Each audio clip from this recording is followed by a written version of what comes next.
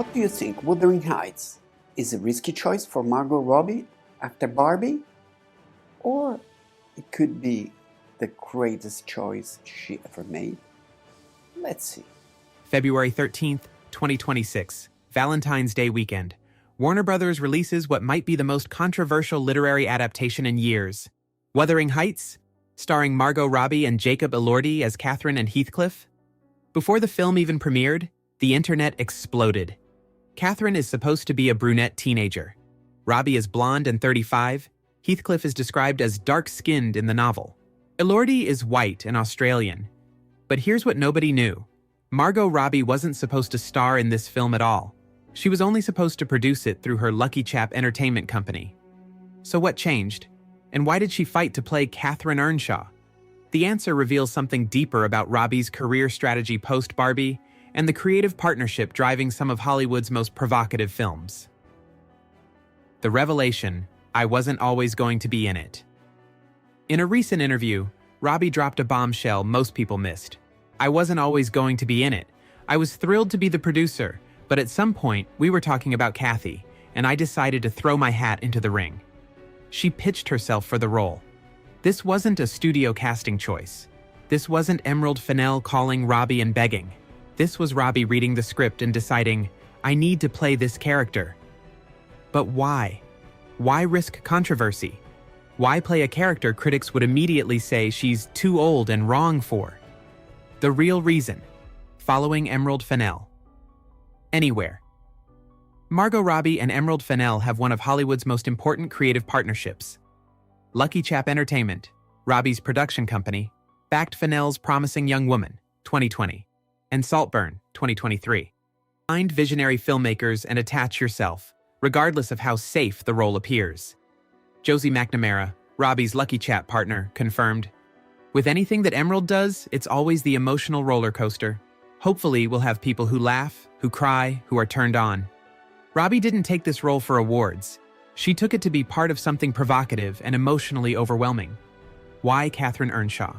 Specifically, Fennell didn't just cast Robbie because they're friends. She cast her because of who Robbie is, both as an actress and as a presence. Fennell explained, she is not like anyone I've ever met, ever, and I think that's what I felt like with Kathy. She's so beautiful and interesting and surprising, and she is the type of person who, like Kathy, could get away with anything. Then Fennell said something shocking. I think honestly she could commit a killing spree and nobody would mind. And that is who Kathy is to me. Kathy is somebody who just pushes to see how far she can go. This is the key. Catherine Earnshaw isn't likable. She's selfish, destructive, manipulative, and toxic. She ruins lives, including her own.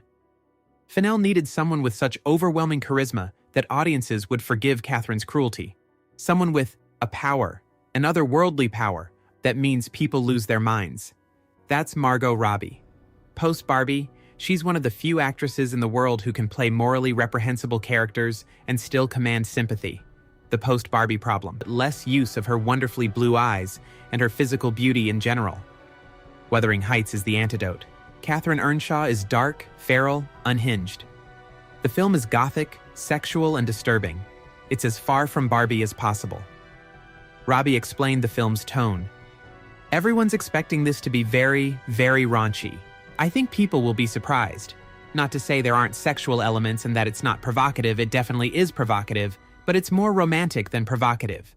This is a big, epic romance. It's just been so long since we've had one. Maybe The Notebook, also The English Patient. You have to go back decades. She's chasing a genre that doesn't exist anymore. The big, sweeping, emotionally destructive romance. The kind that leaves you physically affected. Fennell's vision.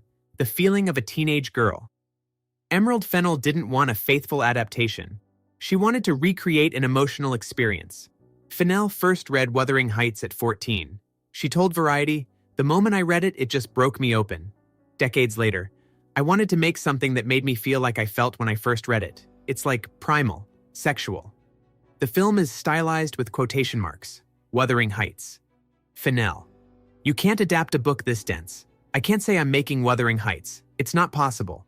What I can say is I'm making a version of it. Robbie understood immediately. Emerald channels that raw emotional experience, so it's an interpretation rather than an adaptation.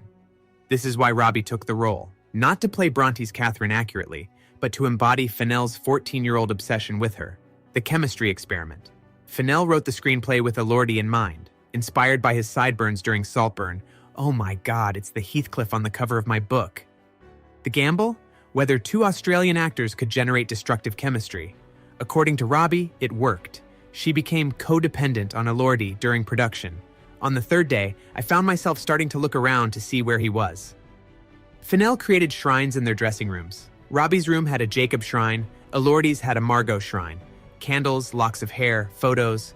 Robbie, so unhinged and so hilarious.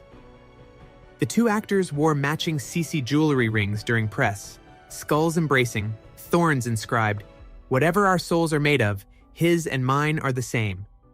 The backlash, I get it. Of course, the internet exploded over the casting. Catherine is a brunette teenager in the novel. Robbie is blonde and 35. Fennell addressed this by aging Catherine up to her late 20s and early 30s in the film, but the criticism remained. Twitter threads dissected every wrong choice. Think pieces questioned whether Robbie could embody Catherine's youth and wildness. Robbie's response? I get it. There's nothing else to go off at this point until people see the movie. She's not apologizing. She's not justifying. She's saying, wait and watch. And when the film premiered on February 13th, 2026, critics were divided. But Robbie's performance was consistently praised as stunning, even by those who disliked the film. The box office reality.